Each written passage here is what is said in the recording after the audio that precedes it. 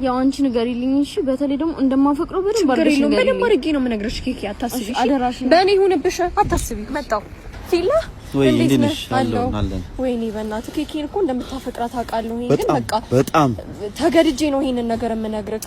ማለት የ4 አመት ሪሌሽንሺፕ ውስጥ ነው ያለችውና አሁን ራሱ ሽማግሌ ሊላክ ነው። በቃ ለምን ሽማግሌ እንደሚላክ ታውቃለህ? አረገዘች። በቃ ድንገት አረገዘች። የምርሽ ነው?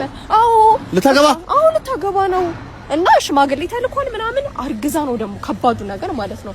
አውቃለሁ እንደምታፈቅራት ግን በቃ ቢያንስ በቃ እሺ የሚሆነው ይሁን እንደምወዳት ብቻ ተወቅስ። ይሄን እንኳን ንገሪልኝ።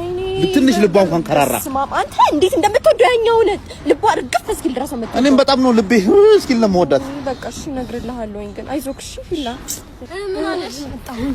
ወይ በእናትሽ የሚሆን አይነት ነገር አይደለም። አንቺ እኔ እንደዚህ አልጠብቀውም ነበር። በጣም የምወዳት ፍቅረኛ አለችኝ አላለም። ስለአንቺ ደግሞ ነግሯለሁ። ጭራሽ እኔ በእንደዚህ አይነት መልኩ አስቤያት ራሱ አላውቅም። እኔ ታይፕ አይደለችም፣ የምወዳት ሴት አይደለችም። በፍጹም ራሱ አላስባትም። በጣም ነው የምጣላት አላለም መሰለሽ። አይዞሽ ጓደኛዬ፣ የምር በቃ ወንዶች እኮ እንደዚህ ናቸው፣ አስመሳይ ናቸው። አይዞሽ ጓደኛዬ፣ ያልፋል።